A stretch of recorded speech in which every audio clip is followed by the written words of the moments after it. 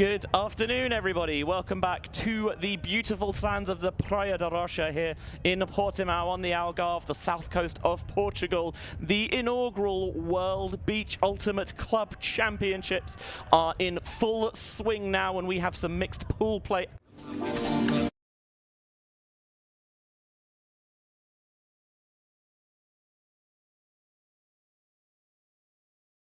To be joined for the first time this week by Amelia Durbin. Hello, Benji. Thanks for having me. Honestly, I am very excited, partly because I've had the tournament circuit in my calendar for about a year, I think, since it was first announced. I was geared up for this tournament for so long because I know that BULA run a great ship. The city of Portimão, the municipality, puts on a great event as well. This might be my fourth time back here. Every time is better than the last.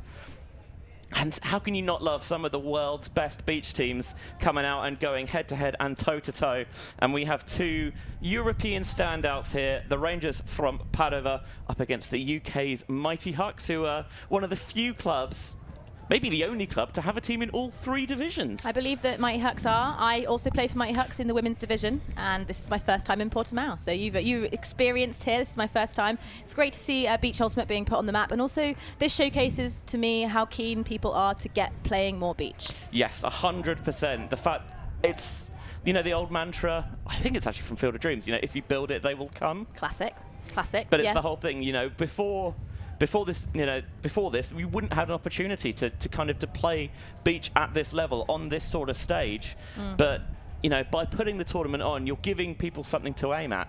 Yeah, I completely agree. It's a massive achievement for BULA and everyone involved in the organisation. I know for me, it was in the calendar very, very early. When I saw that it was coming, I was like, I definitely want to go to that. First time. Is this the first one? The very first one. So what an opportunity for everyone to be here and kind of make history and set the standard and the tone for hopefully many, many World Club Championships in years to come. Yeah, the first ever World Beach Championships for national teams was 20 years ago already. And since then, yeah, the game has gone from strength to strength. Of course, we've had multiple European Beach Club Championships, but the first time seeing it on a world stage, even though this is, coincidentally, an all-European affair. You'd expect that Mighty Hucks maybe have a bit more strength in depth, but they are certainly predominantly all grass players as opposed to Padova, and a lot of them are so much more used to playing on this surface. Yeah, completely agree. Seeing it in the women's division, players that have experience on sand are so dominant. A quick change of direction, their layout Ds are amazing. It's kind of like a real leveler. So it's interesting to see how these two sides come up against each other now. So we've got Padova in the red up against Mighty Hucks in the all black, and it is Mighty Hucks who are going to begin. And you can see on the camera that the conditions are less favourable today. It is windy and it is rainy, but that was a beautiful throw that was superbly defended right at the very end. And he's going to pick it up and put it in play right from the centre of his own end zone, not even going to bring it towards the front line, which is bold. That one, the run through D, steaming in.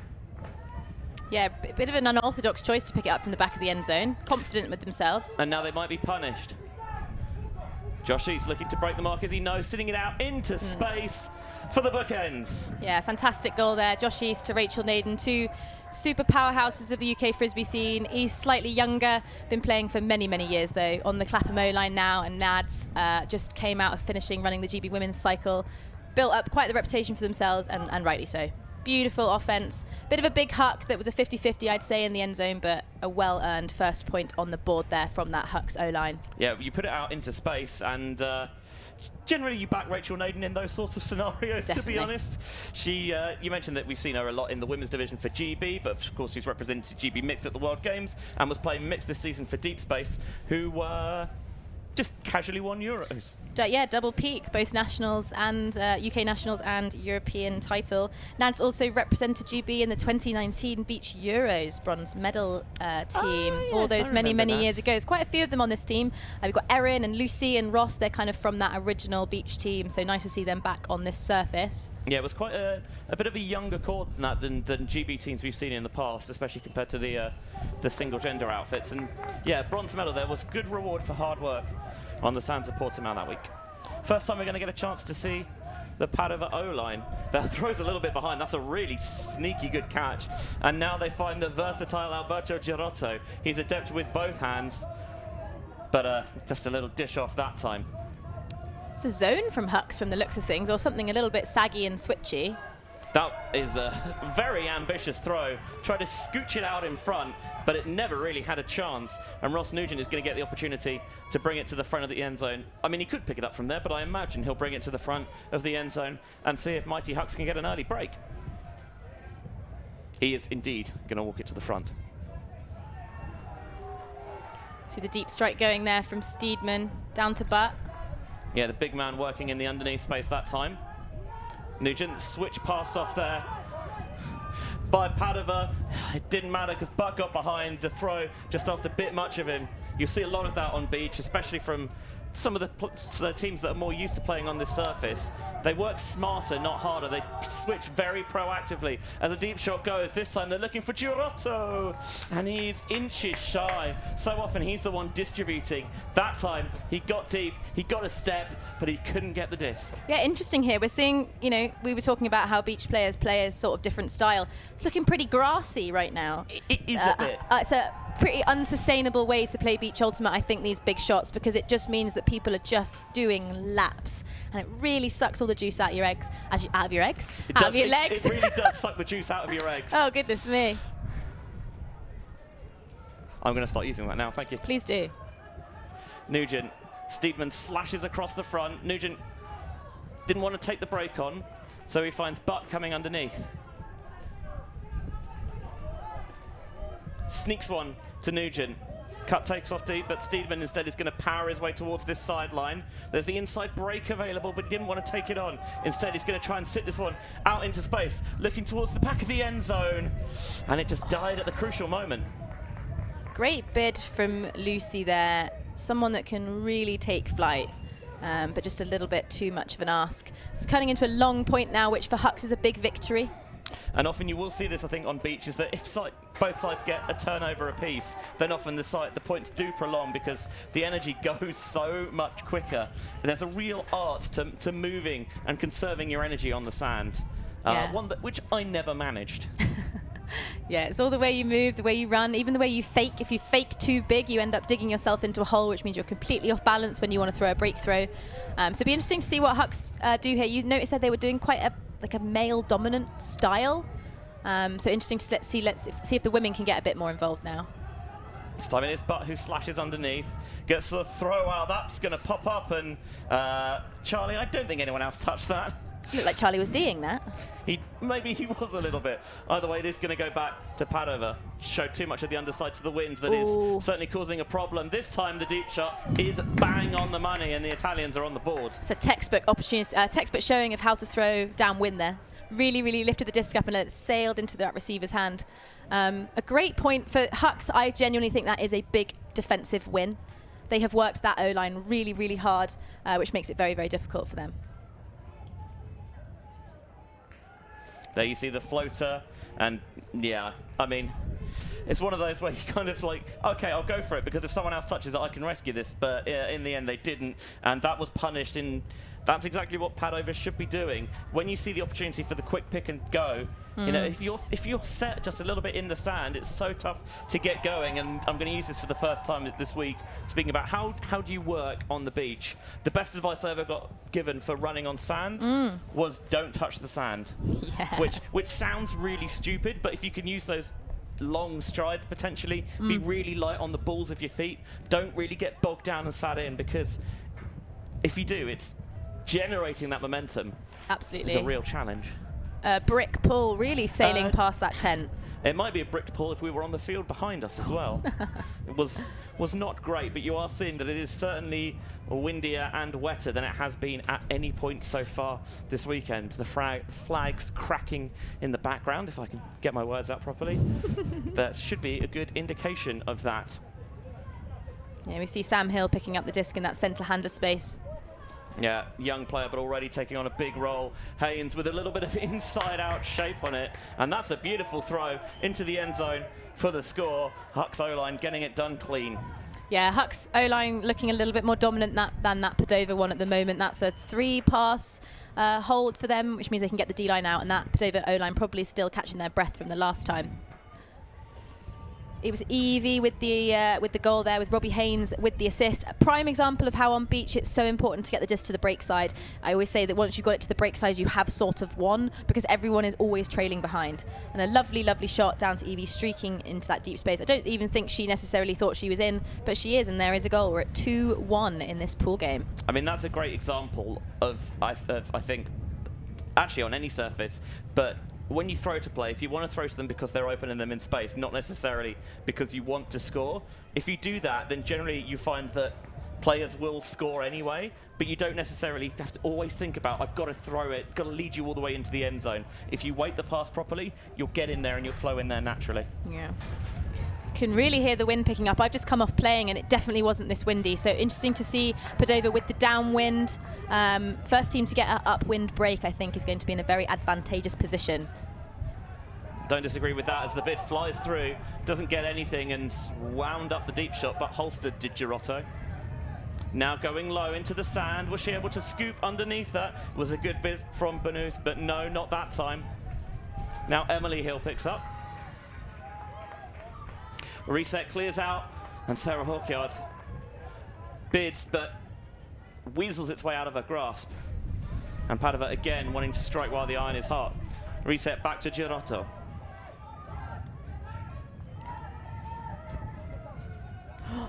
Tonelli with the break. Took it on boldly, even if it didn't work. And now Hill will pick up again.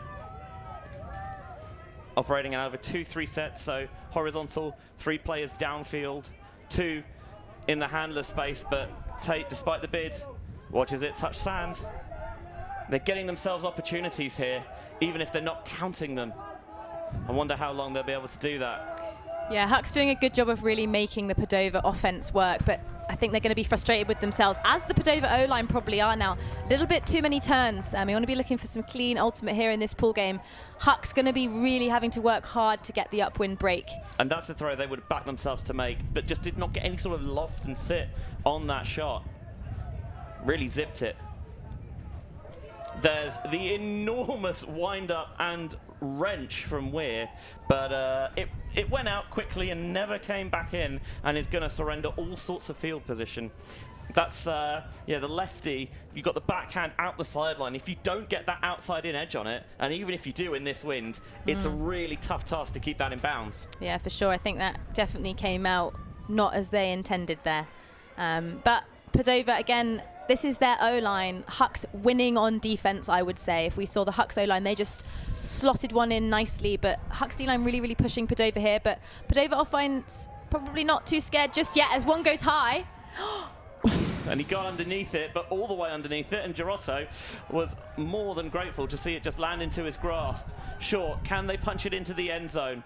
And maybe a bit of contact on the mark. Signal for an accepted foul there made by Ian Tate. Another of that deep space core who were UK national and European champions this year. Peeled off a switch in the handler set, but it matters not, as eventually Benuth is able to get free, and Padova do make it count. They've required 4 possessions on each of their O points so far, but they have managed to just about get it over the line. Yeah, Padova showcasing a really nice example there of that kind of sand-style offense where your receiver is often more free than you think they are, so you can sort of just put it into their chest and they're able to just like snaffle it up. Hucks maybe still playing a little bit long, which maybe in the downwind is working, but in the upwind direction you want to sort of be hitting chests, shorter passes, because the disc is going to sail up or it's going to sail long. What's really interesting that you mentioned about players don't necessarily need to be not seeming as free, because of the the differences of conditions of surface, that the cuts you wouldn't necessarily throw to on the grass, you can throw to on sand, because you don't need as much of a window necessarily, because it's harder to make up that ground. Yeah, there's a really nice example in a couple of the games yesterday where you just saw receivers almost walking their defender back and then just committing in one direction under for an absolutely free gainer. On grass, that's not possible, but on beach it is. Ball lands out of bounds again, so Josh East is going to wisely take the time to wipe some excess moisture and wet sand out of the rim of that pink Euro disc. Looking underneath, a little bit of a riser, but well caught. Now the big fake downfield. trying to get Haynes muscling his way past in the handler set. Takes on the break, takes it on well. Back in Haynes' grip. Naden now with the underneath cut. About level with the attacking brick mark here. Haynes really squirreling to try and get free. Naden with the break around, well weighted to East. Offense slowing down and stagnating slightly. It was tipped and Naden very nearly got there anyway. Yeah, really good showing from Hucks there, but a great hustle from the downfield defense. You see, it's 3 women on the pitch at the moment, so in the ABBA rule, we've got 3 of the Hucks players on. Evie Hames in the middle, just doing a really good job of kind of like grinding the unders, doing a great job of kind of just being a cog, but just a little bit too far for Naden. But let's see what this D-line offense can do for Padova. Here's Chiara Varotto, one of the captains of this side, was part of that Italian mixed side, able to blade it down the line. Naden up against Giovanni Fumagalli. Is going to call the foul. I can sort of understand that foul call, but we might be able to get a replay.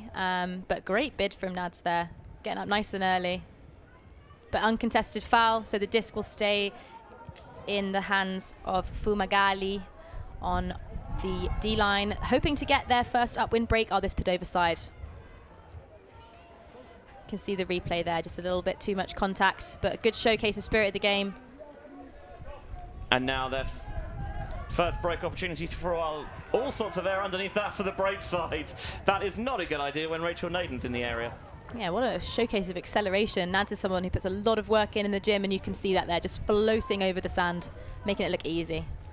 Haynes will pick up on that far sideline.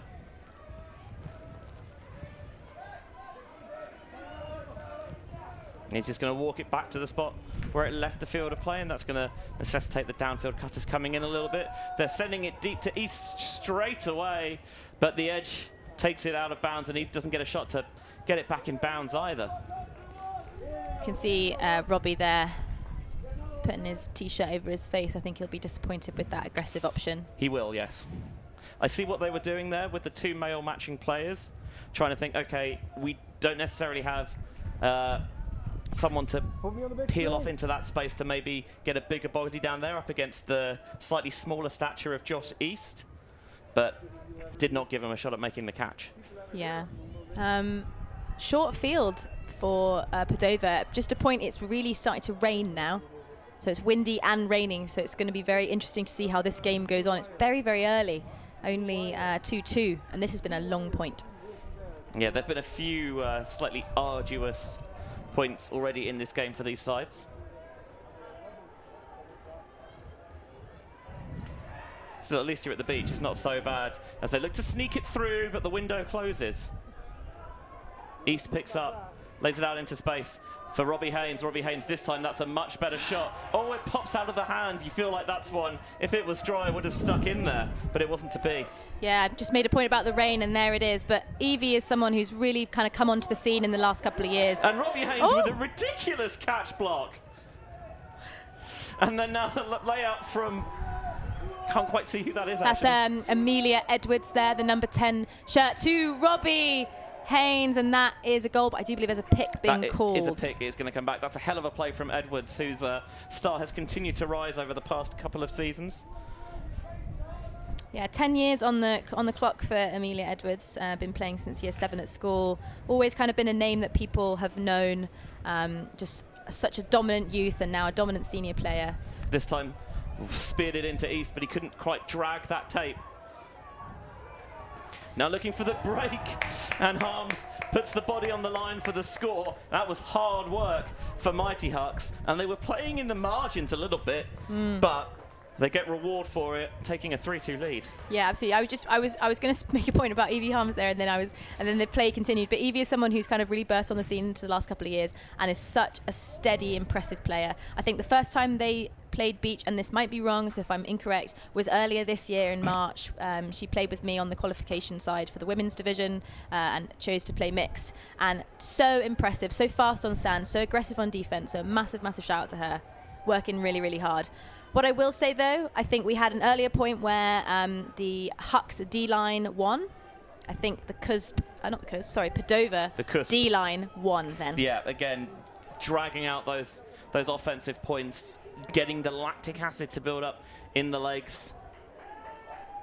Quite often it sometimes feels that, yeah, when conditions are like this, it is that extra little bit of fitness and know-how, how fresh you're able to keep those players late into the game.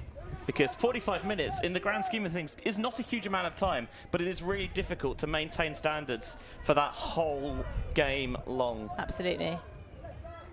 Especially in these long points, players get cold, and then they have to come out fresh. Going with some zone defense here, Mighty Hucks, trying to slow down this Rangers O-line. Just, again, I think drawing out the possessions when the conditions are like this, I don't think you mind them taking a lot of passes because you feel like eventually the conditions are going to coax an error out of them potentially. They've had a pretty clean dissolution into a match defense there, but using the little bounce back into the hands of Girotto. And now Girotto wants it all, going deep down that sideline. But again, both sides, I think, have had problems keeping some of these Hucks in bounds. Yeah, absolutely. A zone look on beach is hard, so this Hucks D-line probably going to be feeling it in their legs now. I don't necessarily hate that Huck for position. If it's a goal, it's a goal, and if not, Hucks have to walk it all the way upwind now to try and get that upwind break. As we see Nugent walking to the disc with an unorthodox flick pull earlier on that we saw, which was quite exciting. Very, very much known for that in the UK specifically. Yeah, on the beach as well, where the field size is smaller, you will see some, quote-unquote unorthodox pulling techniques a bit more. We love to see it. So Nugent will take it from the sideline, and they set up the one-on-one, but the double cut, the miscommunication. A little bit of grass going on there. It hits the sand. And that's a lovely inside break, but it thunders off the chest of Banus. Now picking it up quickly, Steedman wants to milk it all the way to the dairy, but it's not quite open yet. A little bit late for that now. Can he get the break off? No, goes back to Nugent. Then Nugent gets it out quick. Thankfully, you can't teach tall. But Charlie Butt doesn't need to learn anything more, and he's saying, let's just calm it down a little bit, because we maybe got away with that one a little bit. Yeah. Not that he minds too much. Yeah, I think that was a classic, an error to then being a goal. How much do you want to celebrate that? Not sure. A goal is a goal, a break's a break. Credit where credit is due. But that's probably not how they wanted it to happen. I mean, certainly not. You see what he's looking for, trying to get that quick low release out to Steedman, but shows too much S to it. It pops it up into the wind, and in these conditions, it never hurts to have that size advantage, certainly, because you accept that there is going to be a lot of aerial dueling. Yeah, Charlie played on the Beach World side in LA last year with me and a few other people on this team, and definitely height was abused. It's a great get out of jail free card, specifically onto the break side if you just loft something up, knowing that a tall person is going to run it down. And as someone whom is 5'2" myself, it is something that I will never get to experience. No, I empathise fully with you there, don't worry. Yeah. But that is a break. It is 2-4 to Mighty Hucks in this pool game, with Padova trailing by 1. They now have the hard task, which is to move the disc upwind for an offensive hold. But that's a little bit of a gift. The pull goes way out of bounds, and I feel like it doesn't have to be perfect, but if you can at least pin them, into their own end zone, you make them such a tough task rather than giving them that free third of the field, which just feels so much further on beach. I can completely agree. As someone who's thrown quite a few brick balls this weekend, can't figure out the wind. It is punishing. Brick mark when you're outdoors is like, oh, that's fine, that's okay. This basically just feels like a freebie. It's nearly half the pitch. Yeah, I think consistency pulling is probably the name of the game, certainly at the moment. Tonelli, that's a really nice rising grab there. Stuck well by Della Vedova. And now a floater, towed in on the sideline, lost a footing, but first point of contact was in bounds. Yeah, great composure there to not drop it on the fall down. What a feelie. Looking for what a snag from Girotto. Hucks D-line kind of winning right now. The Padova O-line having to work super hard. And they are just about, by hook or by crook, retaining possession. But now in a high, still going low to Girotto. Got it off. It's a lovely, lovely little throw there. The spin move. And then isolation, front of the end zone, one-on-one. able to just get the nose in front, and that little bit of window is all you need. And, well, somehow the first clean Rangers hold of the game comes against the wind. Yeah, Funny, maybe they're kind of thankful for this. Hucks now have the hard task to go upwind on offense. Sarah Hill's there, or Sarah Halkyard as she is now known, working really, really hard on defense there. Just take out that bid. Just not enough of that kind of like spin move, but you can see the female matching players on this Huck side really kind of matching the pace. So it's exciting. Something interesting whenever you face kind of quite inhospitable conditions like this is how you alter the way you call lines. There are some sides who, when it gets to a certain degree of wind, they will kind of throw O and D lines out the window, and you'll have very much an upwind line and a downwind line. There are other teams who will just maybe cross a player or two over a little bit. Or there are some teams who will just kind of continually rotate through to keep players fresh. Feels like this is probably, I think... I can give you some insight. Yes. So Hucks are doing O and D, but they have 2 D lines and then 1 O line of roughly 7 or 8. So they have 20 players, so quite a big roster. And this is just the O line at the moment, and it is based around kind of playing experience. And there's a lot of couples, so there's also a lot of kind of couple pairings. So you've maybe Well, got they brought Ross over. I take it back. Yeah, he's on the D line. Some of that extra synchronicity potentially. And Nugent is running the show with the disc at the moment. Looking like a bit of a give and go. I think they just wanted his throwing power coming against the wind. Looking down the line, the fake goes. Nugent again gets the body position, snatches it down. A couple of yards away. Can he find the forcing? He can indeed. Well, that was hot to trot from Hucks. That was a really good defensive look, offensive look. You see the defense didn't really have a chance. Kind of always kept the disc moving, always kept putting it into spaces where the defenders weren't. And that is a convincing upwind hold. Probably slightly more convincing than the Padova side. So you see Ross to Sam Hill with the goal. You may notice if you're following along at home on the live scoring and on this stream that the numbers and the names don't necessarily match up. And again, as a Huck this week, you probably have a little more insight into why. Yes, we unfortunately ordered some kit from a kit supplier, and they shipped the kit to Portugal. Thank you very much. But unfortunately, Customs said that we weren't allowed to have it.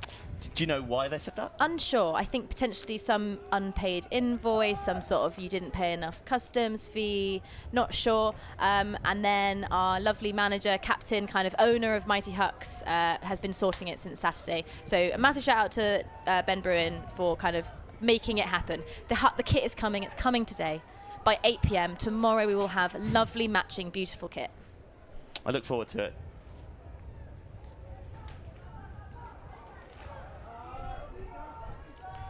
The pull goes up, caught quite high, but well held. Last thing you'd want is a drop pull. Girotto now. There's a big collision in the dump space, so they're able to find Bonus downfield, who's been a real yard gainer for them. Girotto gets some separation from Steedman and lozes it towards the end zone. That's a towering blade, and it caused enough pressure underneath it to get the turn. Yeah, Rafili can't hold that one down. I think Rafili was the one that towed it in on the sideline and then fell and managed to keep hold of it, but not that time. Great little chase down there by Lucy Cinnamond as well, kind of working really, really hard from being kind of behind in that space. The catch-up speed there, really impressive. I mean, this is it's a searing throw, really. There's a lot of edge on that. And in these conditions, that is always going to be a tough stick, I think. Yeah, big ask. That time, just looking for a little bit of loft on it, but drops too soon, and now Girotto has it a few yards away from pay dirt. Yeah, it's turning into a real upwind, downwind there. We see Hocking just kind of lifting it up, but the wind just pushing it down immediately, which is kind of what happens when you get into these directional games. Girotto and Rafili play a little bit of smooth jazz in the backfield as now they try and get some more improvisation from everyone downfield, and they sneak it in to Sara Banus, who again continues to be one of their key cutters as Padova back on the board. Just the 1 point down now at 5-4, and we mentioned that both of these sides have played already with Mighty Hucks going down to Guayota and Padova winning over Condor. The other two teams in this pool are RFO, the Ray Flying Oysters from France, and Appendix Ultimate from Singapore. Currently, at the same time, Guayota have a 12-0 lead over Appendix. Although Guayota, I think, second seed overall, quite rightly one of the favourites in this division. Also, RFO are playing Condor from Mexico. Do not have a score update for you at the moment, but the way the mixed division works is that it goes into kind of a little reseeding of pools, and then the idea is that you're kind of hoping to get into a position where you can play your way into the bracket. So even if things don't necessarily go your way here, certainly all hope is not lost. That's good to know. I don't even know necessarily if the Hucks players knew that, so that's good to know. No, it's because it's such a big tournament, it makes writing a schedule incredibly difficult. I do not envy them. It's 52 teams in the mixed division, if I'm corrected? I think it is 52 because Blackfish, unfortunately, had to drop out. Yeah, of course. With their visa issues. But we do still have the Kakamega Wolves, and it's nice to see the Kenyan flag flying in the background. Huck's doing a good job of really moving the disc quickly, but maybe a little bit too quickly there. I think potentially there's a travel call. Yeah, on beach, if you can just keep the disc constantly ticking over defenders, it's so much tougher to orbit downfield. I think potentially it's a foul call, as we see Sam Hill being kind of called out there for kind of pushing past the receiver. A little too much argle-bargle, potentially, but they're going to have the talk about it. He's in discussion with Maria Patino. Oh, now this is looking like it's a travel call. Quite a long conversation around a travel call, as per the rules. It's not necessarily something that you can contest. But yeah, they are going to get everything sorted out in the end, it seems. Always have to remember as well that we're very fortunate that Ultimate is in our native language, where even for teams who, you're comfortable with their level of English, but it is still the extra, kind of the extra thought process just to kind of, what am I trying to say? And then how am I trying to say it specifically? Yeah. Haynes, is he able to get it off the line? He is. He breaks to Hill, and Hill sneaks it back through that front line. There's a swing available here, but it's behind Bailey. So see Bailey getting kind of buried in the sand there. It's always so difficult when the disc goes in the wrong direction for you and you're kind of leaning the other way. So the Rangers now with a chance to break to bring us back level. You losing all sorts of field position on that. Doesn't necessarily matter so much on the beach where the pitch is smaller and you can get that back so much quickly. Now towards this near sideline, Speared. And trying to float it over the top. Bailey's in the area, but not going to be able to get there. Beautifully weighted throw right into the hands of Giovanni Fumagalli. And that is the Rangers breaking back, and we're on serve and tied at 5s. How exciting. What a pleasure to be commentating this game. I'm really excited. I think that both teams are kind of having peaks and troughs of being excellent and then having a little bit of a lax of concentration. But I think both teams pretty evenly matched, so this could really, really go either way. I'm just trying to remember if we have timed halves. So we do have timed halves. So I believe this should be half at 6 then. So we've got ourselves a Galaxy point. Woo! Love to see it. And for those of you who are not necessarily familiar with what's Galaxy Point? What is that? Well, it's like Universe Point, but smaller, right? Rather than sudden death to win the game, it's sudden death to take half. And it sounds not important, but it's surprising how often it actually kind of gives you that little extra kick on going into half. And with Hucks as well, they need to hold this to stay on serve. If Padova could get another break here, they receive to begin the second half. And they'd be going downwind as well, so that could be a huge boost. Yeah, both teams kind of showcasing quite a different style of play. We noticed at the beginning that Padova was sort of utilising that Huck and D, and we're not seeing that at the moment. They're kind of pressuring the defence. So they've clearly got leaders that are asking them to adjust. Huck's O-line showcasing a really nice kind of style of kind of give and goes, quick movement, following your pass, and that's kind of paying dividends for the moment. So let's see what this O-line can do in a drop pull. And as it is sand, that is a turnover, so Padova have got nowhere to go, really. Just need to show some end zone discipline. That is absolutely the last thing you needed. And they're able to sneak it past the poach and get the break on Galaxy Point. And what a way to do it as well. The drop pull in the tough conditions. It's capitalized, it's punished into Giacomello. And the Padova Rangers with a 6-5 lead. So we see it again here.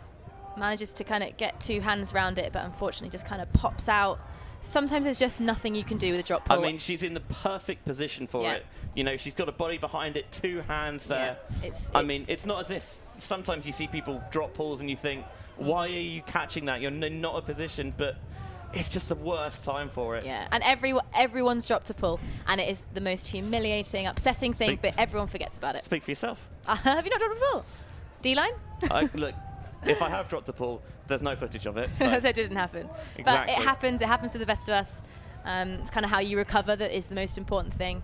And if we know anything about Hannah, they will recover absolutely just fine. Yeah, got to have your teammates around you and say, look, you're doing the right thing. We still back you to catch the pull, because otherwise you're letting the defense get set, and you're increasing the likelihood of the turnover. Yeah. We always say on Bristol in my club side that if you're not catching the pull, you're a coward. Yes, Better to catch it. Better to catch it. Always better to catch it. I would rather you catch it and drop it than let it drop to the floor and pick it up really slowly. I mean, I probably would rather that you didn't drop it, but yeah, I do take the point. I'm with you. It drives me up the wall that teams cede themselves so much energy and momentum by just letting the pull drop when it's eminently catchable. Sure, there are some times when absolutely you've got no business catching it, but I think generally that should always be your intention, to get your offense off the front foot quickly, as that one's too far for Girotto, but takes off deep, and Nugent wants to call his number. Oh my God, Charlie Butt, what are you doing? I think we're using Charlie Butt as a cheat code currently. See, that's what they teach you at Sussex. Oh dear. That's not what they teach you at Sussex, They didn't teach that. That was not Sussex University. I did not teach him that. That was Clapham. Oh, yeah, that makes sense. Goddamn bullfrogs. That one, oh my word, has she kept that up? Seeing down calls being kind of made by the Hucks side. Good to have a conversation and see Nicaulo's perspective.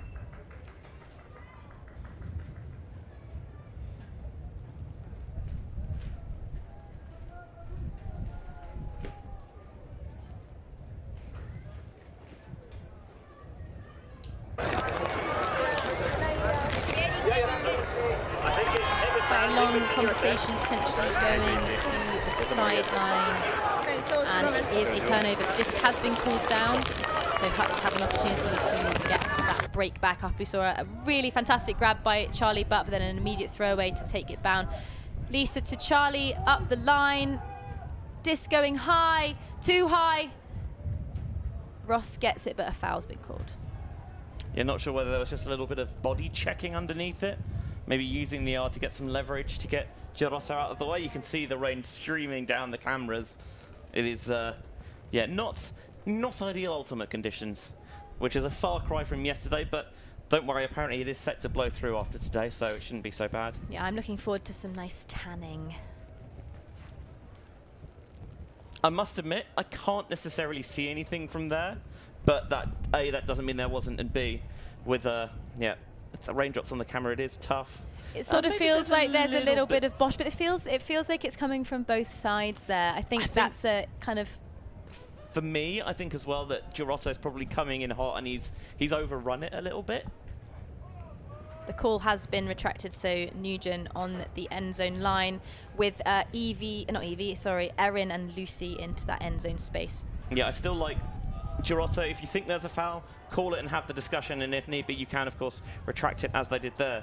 Nugent gets it off the line to Hocking, and then again, just a drop from Hucks. And in these conditions, even the simplest catches need to be watched all the way in. There's the deep shot, trying to strike it to Girotto, who has position. Nugent with the bid, but another foul called. There's some fans in the stands, I think, who made their opinions felt. Not that any fan has ever loved any call.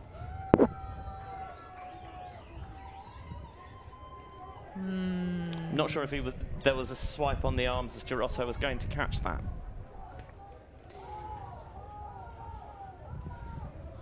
Again, as time ticks on with 36 minutes coming up to 37, there's not long left in this game. And it's, I think, somewhat understandable that the game was probably going to be a bit lower scoring given the conditions. Yeah, I'm very thankful that I'm done for the day.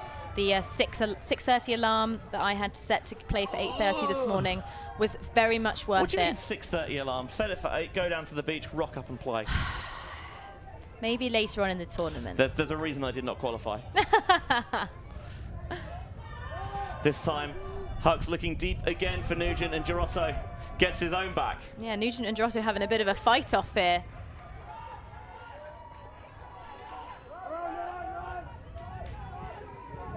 Girotto, whose sun hat feels wildly optimistic. Past the superb bid there from Cinnamon.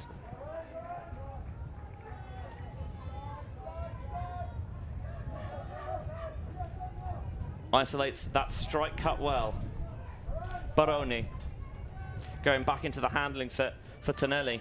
See some tired legs out there now, discoing a little bit too far. People are doing that thing that I call like wading. When they're running and their leg, you can see that they're trying to engage their legs, but their legs just aren't moving. This has been a long, long point. The sort of thing where if they're on grass, you'd say they look like they're running on sand, but because they're on sand, they're running through treacle, I guess? Yeah. Hocking with the fake, but past the bids.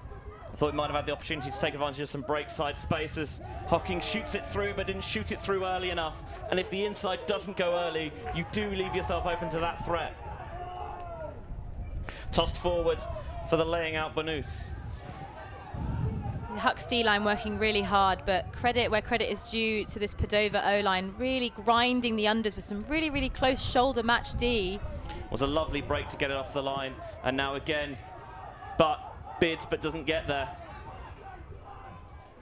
Trying to find a way to get themselves more lateral space to work with. Girotto has got a very large box of tricks. Lucy with the layout. Potentially a call. He come back there. There is going to be a call on the end of that past the bit of Cinnamon. I think just our camera hadn't quite caught up there, so we only saw the outcome of the D rather than the actual D itself. So we might be able to get a replay and see where that contact came. What I will say is throw the flick. People know my opinions on the quote-unquote dad or barbecue backhands.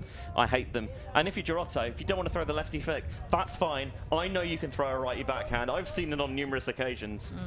But maybe there, because he's already set his pivot as a lefty, he doesn't want to go for that, or for the no pivot style backhand. As someone whom is right-handed, I don't have much empathy for lefties because I never really... Because it is cheating. Yeah.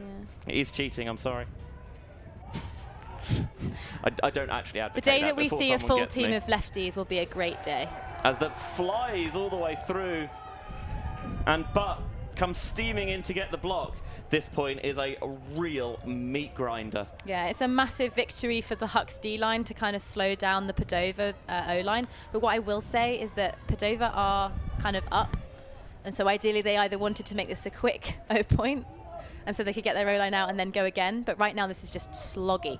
But Charlie Butt kind of doing everything he possibly can right now for the team, and there is the timeout call, and I think that is absolutely the right call. Yeah, in-play timeouts, they certainly split opinion, but this point's been going on for a long time, and it's looking ragged for both sides. So it makes sense that they take a break here. Mixed pool play action then here from the inaugural World Beach Ultimate Club Championships, and the Padova Rangers have a 6-5 lead over Mighty Hucks.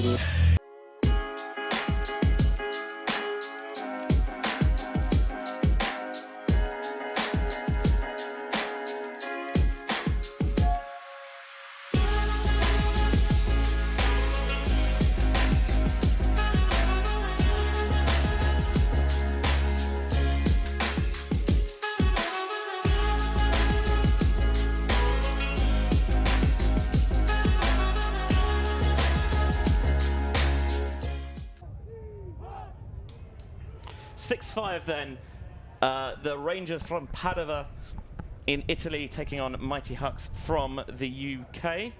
I can't remember precisely where Mighty Hucks are from. I think from a little bit from all over the place, to be honest. Seeing there Charlie Butt, who has been all over the field, really, for Mighty Hucks, not just this point, but all game. And it doesn't hurt when you're a big man that you can have some little bailouts like that. but he's a player who has grown in stature over the last few years. Thankfully not physically, because I think he would dwarf all of us at that point, but when he's been needed, he's come up with some ludicrous grabs. I think that one might actually technically have been in, but he has really utilised that wingspan well. He's read it. He's baited things a little bit as well, so he's not just trying to lock things down. He's trying to be proactive in hunting out those blocks. Yeah, Charlie being super standout. Charlie Butt there, number 74 shirt, kind of made his way onto Clapham over the last few years, and then just came off the Australian World Cycle with GB. So a fantastic player. Not going to be able to get his hands to that one though, as it spins into the sand. Girotto picks up. Breaks into the centre, back to Tonelli. They've really reduced his impact in this game, have Mighty Hucks, but the Rangers at the moment still just about on top. Girotto doesn't see the force through, with Cinnamon just sagging a little bit to gum that lane. And they took advantage by taking the poach. Yeah, Cinnamon doing a great sag there, with downfield players like McGreedy kind of really pushing under to kind of make it hard. That's exactly what you're looking for. When you sit in that lane, you say, take the swing, hit it, because you might get a free turnover. That one's going to float. Girotto gets a piece, and Nugent got the disc. There's a player underneath him. I think it's Cinnamon. Thankfully, she's okay. And Nugent pops it up again. But the big man Butt is there. And this time, Mighty Hucks make it stick. Just about before the buzzer goes. We're tied at 6s. What a point. That score was exactly the same as another break where Nugent zipped it up it goes, and Butt comes down with it. And again, that's not what he's looking for with that. He's just trying to get the release out quickly, and he's trying to get it low as well to not show it to the wind. But because there's so much angle on it, and I think it's the okey doke style, the no pivot on it, just to make sure you get it out quickly, that you do sit a little bit. But in a way, you don't mind it so much, because, look, it's one of those where if anyone's going to come down with it, they put their money on Charlie. Yeah, we said earlier, you know, sometimes Charlie Butt cheat code, you got to take it. You'd be silly to not abuse it. Yeah, the Hawk rises highest to snag that one down. There we are, there's my... I liked it. Thank you. People who know me know that I've got to get one in a broadcast if I can. So for the rest of the game now, so time has gone. So I believe it is play this point and then add 1. Yeah, so it will be game to 8. Regardless. Yeah. Rangers technically trading up. If they hold from here, they will win. But, of course, going in the trickier direction. Yeah, we see a kind of fresh D-line out. Like we said earlier, sometimes it's difficult to come off from being stood still or standing still and sidelining for such a long time to then go on and play D. But this is a big, big D-line. Solid pull as well. And Girotto rescues. And keeping a fair few players still out there, actually. You wonder how tired they are. Girotto is one of those who's putting some air underneath it. Tate is a big dude who comes down with it. And Hawkyard goes to ground, but he couldn't snatch it away. Yeah, unfortunate immediate turn back. Kind of the adrenaline's pumping. They know how important this game is. It is just a pool game, but obviously they want to be advantageous and go up in the pools early. Give yourself the kind of the best possible chance, the highest seeing you can going into the bracket. Hawkyard mashed up against Girotto. The bid flies through and gets a piece. And it's, they're trying to see who it is. Might even be Sarah Hawkyard. I believe it is Sarah Hawkyard with that fantastic layout D, known for that. New disc being called, or VAR? Not really too sure what that hand signal is there. There is, it seems like they made a call on some sort of contact on this bid. I couldn't tell you, to be honest. No, I agree. We can maybe see from the drone look here, but generally I find for calls like this, the drone is not always the best angle. No, from that, it seems clean enough, but you're quite zoomed out, and it is going to be a contested foul, so we can get back in play. Contested foul, but a massive effort from Hawkyard there. That is a fantastic, fantastic D. From kind of trailing to go full extension and get a hand in there is a massive showing of athleticism.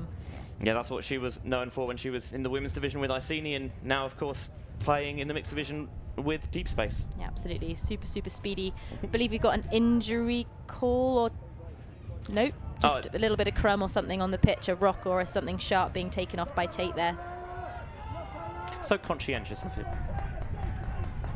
So here's the wily and crafty Girotto with the disc in his hands once more. Wants to get the break around, finds the little toss back to Dellavedova.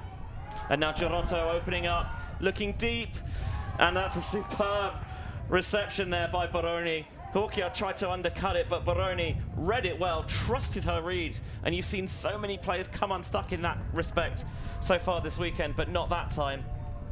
Yeah, I think the wind kind of took it a little bit too kind of far to the right. Hulk kind of had the line, but the wind just sailed it out to that right side. But so often we've seen the defender go up early, and even if they've not got a piece on it, the receiver's been baited into going for it early as well. But Baroni really trusted her read there, and it's a good job that she did. And a great grind from the Padova O-line as well to come out twice on the bounce and kind of have so much speed and athleticism still. They really, really want this game. You can see that their passion is not dying, but we see Hucks coming out on offense now. Score is 7-6 to Padova. Hucks trailing by 1. Yeah, if Padova can get the break here, that will end the game.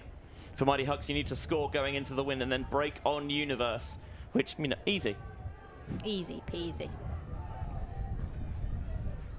Universe on beach, I feel like potentially is not as is a little bit more sketchy than it is on grass. It's not necessarily gone Hucks' way so far this week. No, as I'm playing in the women's division with Mighty Hucks, and we have lost 3 Universe point games, which is very upsetting as we see a fantastic pull. That's a great pull. They flubbed the fielding of it. They're getting in quickly. Have you thought about winning those Universe point games? Hey, we've tried. Sorry, I had to. It's okay. It's just a little bit too soon. It's character building. It is. We're here for the tan. Rangers going with the zone to slow them down, and it seems to work as he gets a little bit over ambitious, trying to thread through. Fumagalli now wants to break central. Now they're moving the disc nicely. It seems like they've still got gas in the tank. Thought they could have forced it in there, but no, they are not going to take this shot unless they feel like it is the sure thing. Now stall count rising. That's going to be a floater. Sam Hill's going to contest it, and Sam Hill's going to rip it down.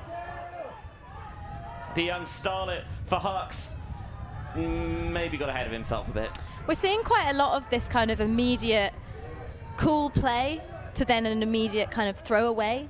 And I think when players do something good, it's often the conservation of greatness where your adrenaline is coursing through your veins and you want to do the next thing, and often the next thing that you do is incorrect, as we see a disc going up. And that is a brilliant way to ice the game for the Rangers. The inside-out backhand toss. It was read superbly by Fumagalli, who snagged it at the last moment, and Rangers will take the victory in some style. Yeah, you see Sam Hill there looking really devastated. Not sure if they've just taken an injury or if they're kind of a bit frustrated with themselves. But what a great game. The wind conditions did come into it.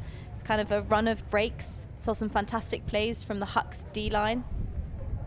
But Padova just kind of able to take that last. Oh, that is a fantastic grab to end the game. I mean, that's a tough read. He's trying to track it going over his shoulder, and he's got Sam Hill in hot pursuit, but trusted it again, tracked it all the way into his hand, and I think just the extra experience, a little bit of savvy on the beach that the Rangers had proved to be decisive for them.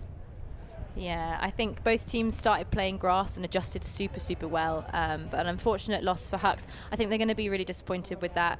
A couple of turnovers that I know that aren't necessarily, characteristic for them. Maybe just getting a little bit overexcited, but some fantastic, fantastic plays. Let's not forget that earlier on in the game, we saw some fantastic offensive holds from that Hucks side. A beautiful, beautiful one that was a 3-pass score. I believe it went to Robbie to Evie into the end zone. Fantastic showing. So I don't think this Hucks side's down and out just yet. No, you're seeing there the game stats for you, and 2 clean holds for Hucks, 1 for Padova, but that's the key there. Hucks generated twice as many break chances, but just by will or grit or whatever it was, Rangers just continually able to work that back. And if you're not converting on your break chances, good teams will make you pay, and that's exactly what the Rangers did there, just about outlasting mighty Hucks on this occasion. We're going to throw it down pitch side, where we've got a little post-match interview for you. Take it away. I'm here with Giorgio Fumagalli. Congratulations on an amazing game. So close. Playing against a UK team, how did you prepare?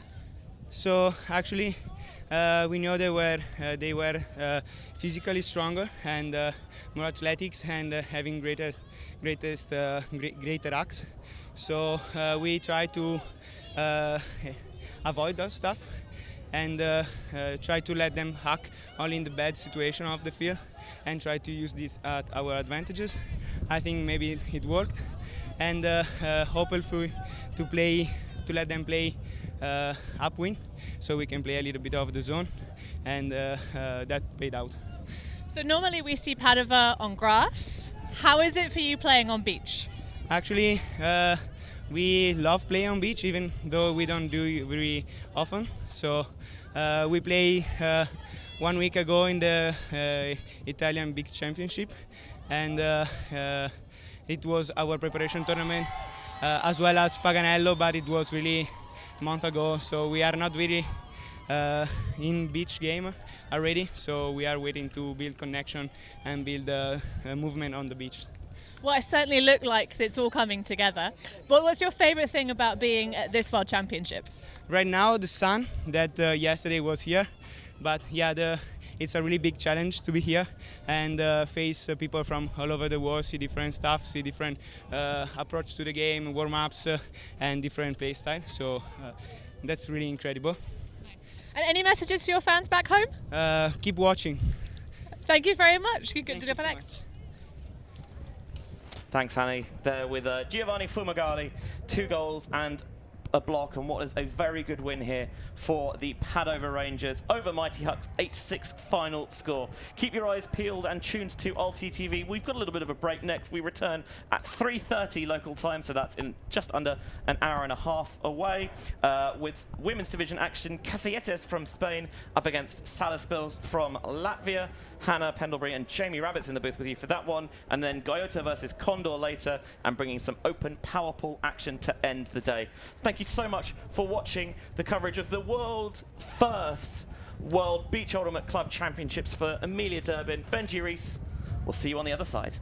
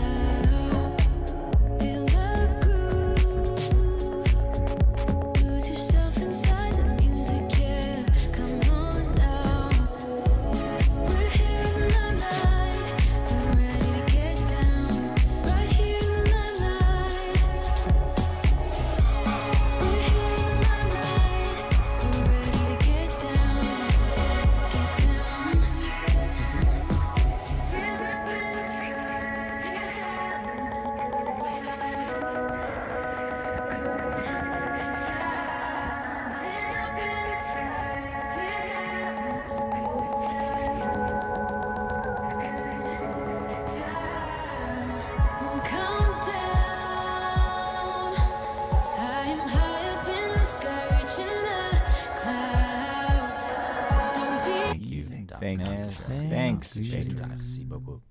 Yeah, ultimate.